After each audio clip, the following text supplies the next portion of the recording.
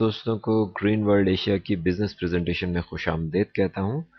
آج کی اس پریزنٹیشن میں ہم آپ سے یہ ڈسکس کریں گے کہ گرین ورلڈ کے ذریعے آپ اپنی زندگیوں میں صحت، پیسہ اور خوشیاں کس طرح سے لا سکتے ہیں۔ سب سے پہلے ہم کچھ مسائل کا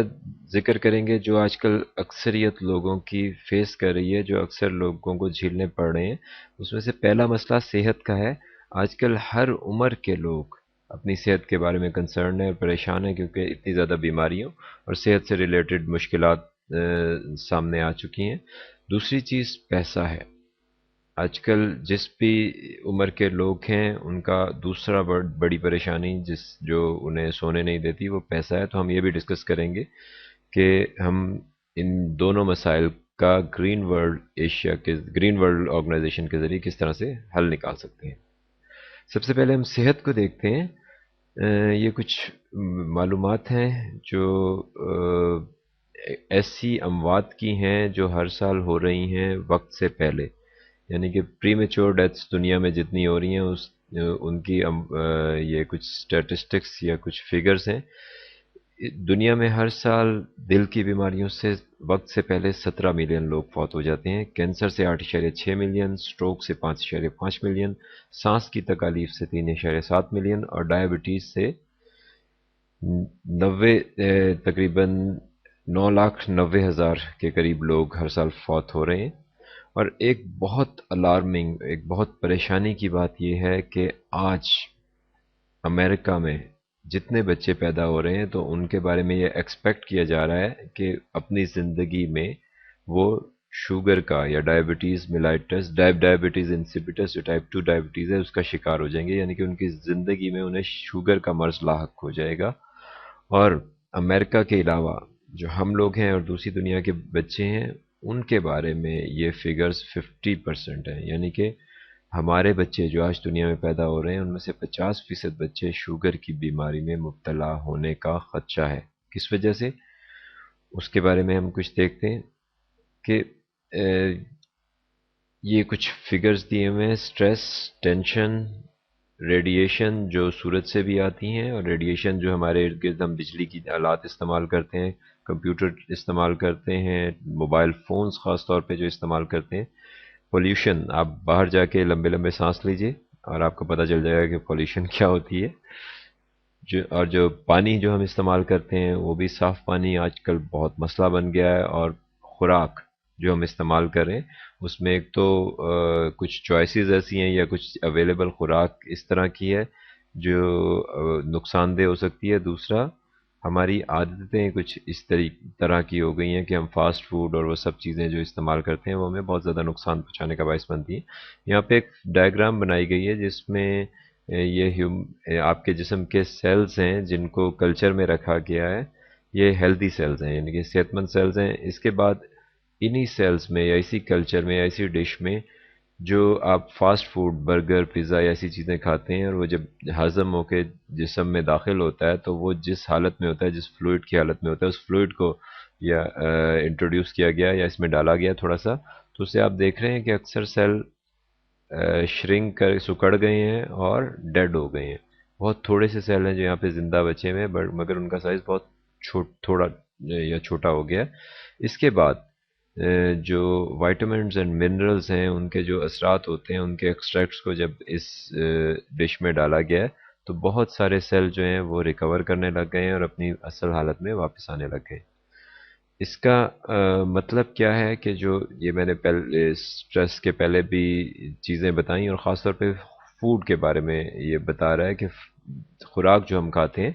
وہ ہمارے جسم کو کس طرح سے نقصان پہنچاتی ہے۔ یہ ایک اور اسٹڈی ہے جس کی سورس یہاں پہ لکھی گئی ہے، لکھی ہوئی ہے، آپ نے اگر اس کو چیک کرنا ہو تو آپ چیک کر سکتے ہیں اس سورس کو۔ یہ ایک ریسرچ کے مطابق دیکھا گیا کہ وائٹامنس اینڈ منرلز جو ہمیں روزانہ کے ہماری جسم کی ضروریات کے مطابق جو ریکوائرڈ ہوتے ہیں روزانہ کے یا روزانہ جن کی ہمیں ضرورت ہوتی ہے،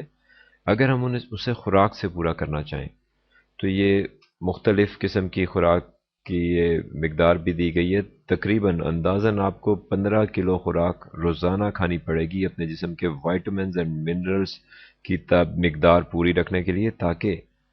آپ کے جسم کے سیل جو تخریبی عوامل ہیں یا جو ڈیمیجنگ چیزیں ہیں ان سے بچے رہ سکیں۔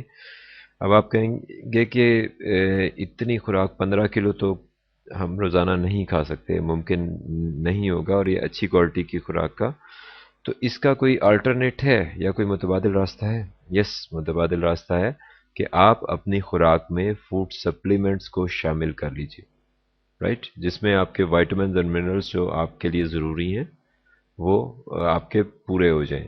یعنی کہ آپ کو سہارا لینے کی ضرورت ہے۔ اب آپ یہاں پہ کہیں گے کہ ہمارے باپ دادا پردادا وہ گاؤں میں رہتے تھے اور وہ تو اتنی خوراک نہیں کھاتے تھے، مگر وہ پھر بھی ان کی زندگیاں ہم سے بہتر تھیں اور انہیں اتنے مسائل کا سامنا نہیں تھا، تو وہ کیا کرتے تھے؟ تو یہ آپ بات بالکل ٹھیک کر رہے ہیں کہ انہیں ان کی خوراک بے شک اس میں وائٹامنز اینڈ منرلز پورے نہیں ہوتے تھے، مگر بہت سارے جو دوسرے اثرات میں نے بتائے ہیں، سٹریس، ریڈیشن، پولیوشن، پانی، خوراک، وہ ان سب کے یہ مسائل نہیں تھے کہ ان میں ڈیمیجنگ فیکٹر یعنی کہ جو نقصان دینے والی چیزیں تھیں وہ بھی کم تھیں، ٹھیک، اس وجہ سے ان کے لائف سٹائل ہم سے بہتر تھا، مگر آج ہمیں چاروں طرف سے نقصان ہو رہا ہے، تو آج ہمیں اس کے لیے کچھ کرنا ہے۔ اور یہ چیز جو میں آپ کو بتا رہا ہوں یہ کوئی نئی نہیں ہے، امریکہ، کینیڈا اور یورپ میں تقریباً 60 سے 70% لوگ ریگولرلی یا ڈیلی اپنی خوراک کے ساتھ فوڈ سپلیمنٹس استعمال کرتے ہیں، اور یہ ایک سٹور کی تصویر ہے، ایک جنرل سٹور کی تصویر ہے کہ وہاں پہ فوڈ سپلیمنٹ جنرل سٹورز میں اویلیبل ہیں،